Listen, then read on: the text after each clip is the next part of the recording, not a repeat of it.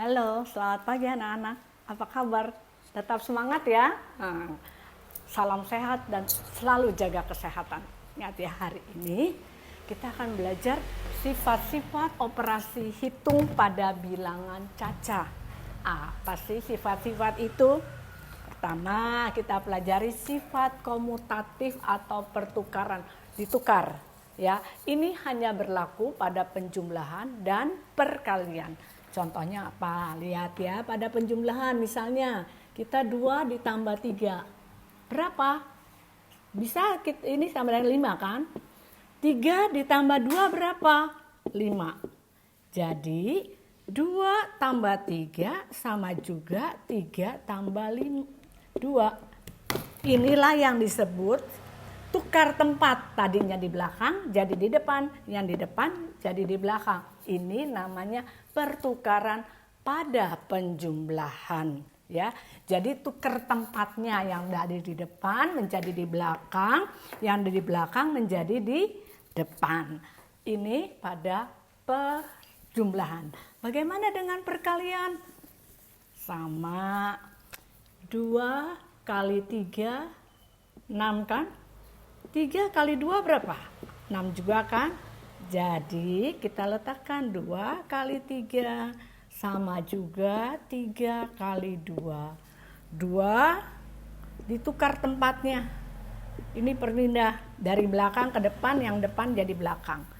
Ya, ini hanya bisa berlaku sifat ini pada penjumlahan dan perkalian. Hanya bisa pada penjumlahan dan perkalian. Loh, bagaimana dengan pengurangan dan pembagian? Kita buktikan bisa apa tidak. Ya, kita lihat. Nih, Ibu tulis 4 dikurang 1 sama dengan 3 kan? 1 dikurang 4 bisa.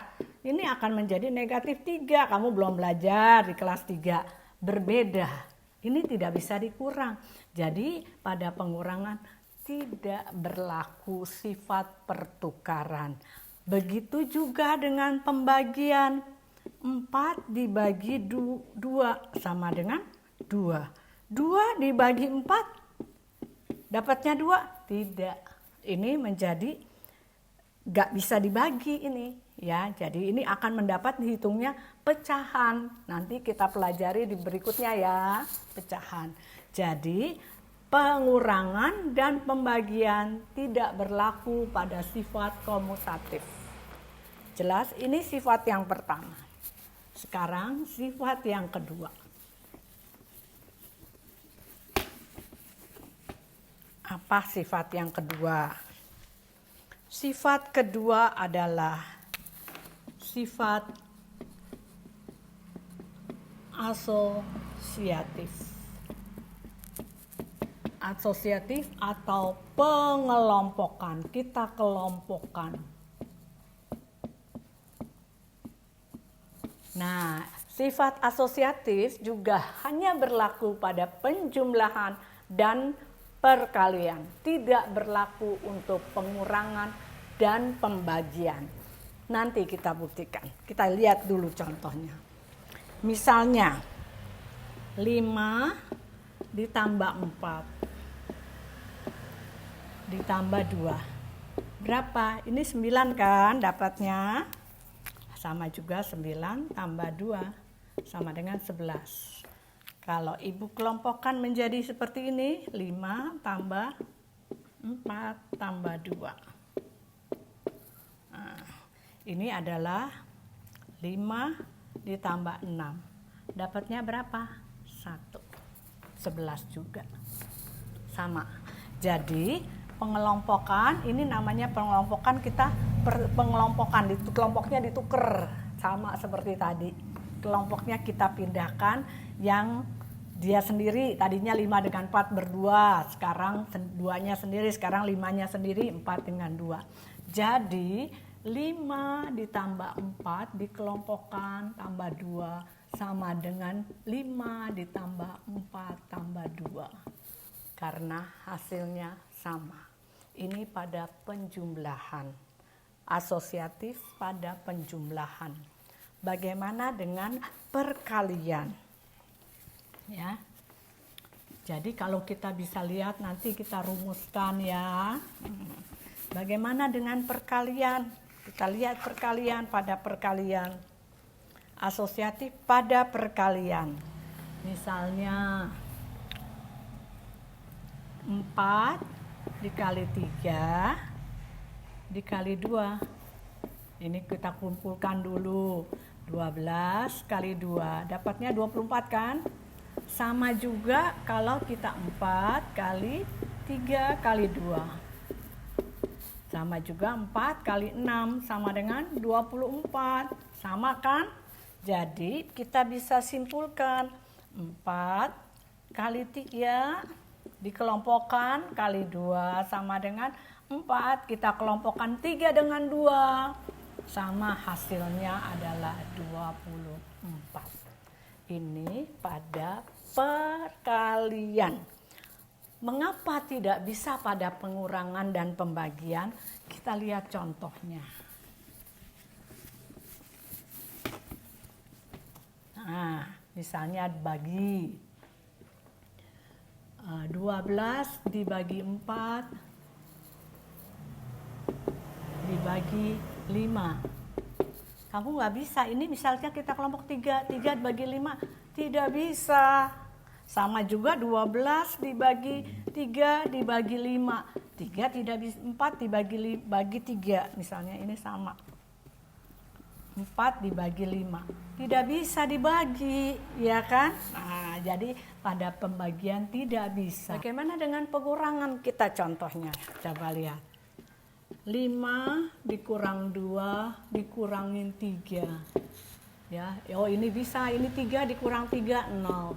Bisa dikelompokkan, tapi tidak sama dengan seperti ini.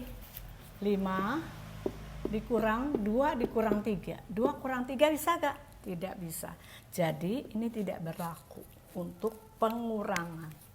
Jelas? Nah, ini sifat yang kedua. Sekarang sifat yang ketiga.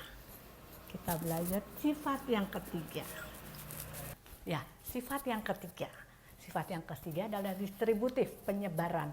Penyebaran ini bisa berlaku pada perkalian dengan penjumlahan, perkalian dengan pengurangan. Kita lihat pengalian dengan penjumlahan. Misalnya kita tulis 2 kali 3 tambah 4. Kita hitung ya, coba berapa sih ya ini? 2 kali 7 sama dengan 14 kan? Nah, bagaimana kalau kita yang namanya penyebaran? Penyebaran artinya kita pisahin 2 kali 3 dulu ditambah 2 kali 4. Nah, ini kali ini dulu, terus ini kali ini sama. Nah, ini kita lihat 6 ditambah 8, dapatnya berapa? 14. Sama kan? Jadi berlaku pada penyebaran 2 kali 3 tambah 4. Sama juga kalau kita pisahkan 2 kali 3 tambah 2 kali 4. Nah, 2 ini kalikan 3 dulu, terus 2 kalikan 4. Boleh seperti itu. Ya, ini pada pengurangan. Ya. Jadi pada penjumlahan. Sekarang pada pengurangan. Kita lihat pada pengurangan. Pada pengurangan misalnya 3 kali 4 dikurang 1. Berapa? 3 kali 3 sama dengan 9 kan? Nah, kita bisa pisahkan 3 kali 4 dikurang 3 kali 1. Ini 12 dikurang 3, dapatnya berapa? 9 juga. Jadi kita bisa tulis 3 kali 4 kurang 1 sama dengan 3 kali 4 dikurang 3 kali 1. Sama ya. Ini distributif penyebaran ada pengurangan. Sampai di sini Ibu akan tuliskan begini. Jadi kita bisa tulis seperti ini ya. Sifat sifat operasi ini. Yang pertama adalah sifat komutatif. Ya. Sifat komutatif atau pertukaran kita bisa tulis dengan rumusnya seperti ini. A tambah B sama dengan B tambah A. Atau A kali B sama dengan B kali A. Yang kedua adalah sifat asosiatif atau pengelompokan.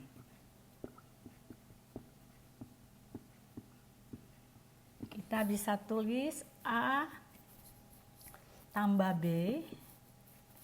Tunggu.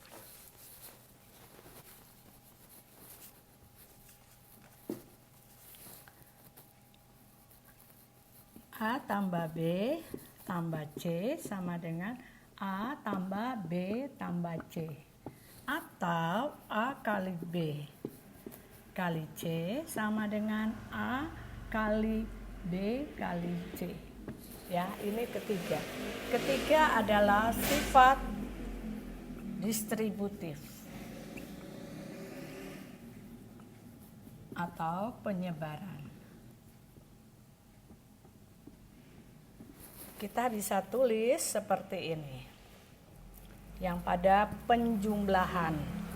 Jadi A kali B tambah C sama dengan A kali B tambah A kali C.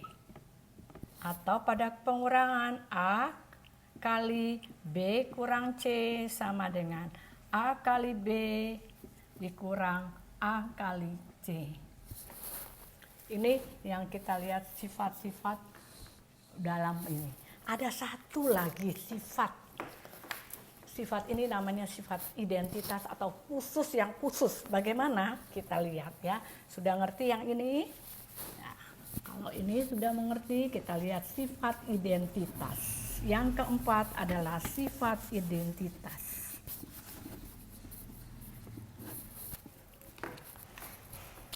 Itu adalah yang keempat. Ini khusus nih, sifat identitas. Bagaimana sih sifat identitas? Ini bilangan ini sendiri. Jadi apa yang ditambahkan dengan bilangan itu akan mendapat bilangan itu sendiri. Ya, jadi dengan suatu bilangan jika ditambahkan dengan suatu bilangan lain, hasilnya bilangan itu sendiri. Apa ya? Coba kita lihat sekarang identitas pada penjumlahan. Ini juga berlakunya pada penjumlahan dan hanya perkalian, ya. Misalnya 4 ditambah 0 dapatnya 4. 0 ditambah 4 dapatnya 4. Jadi 5 ditambah 0, 5. 75 ditambah 0, 75 juga. Jadi identitas pada semua yang ditambahkan dengan 0 dapatnya bilangan itu sendiri. Itu namanya sifat identitas, ya. Kalau pada perkalian kita contoh 4 kali 1 dapatnya 4. 75 kali 1 dapatnya 75. 1 kali 75 dapatnya 75.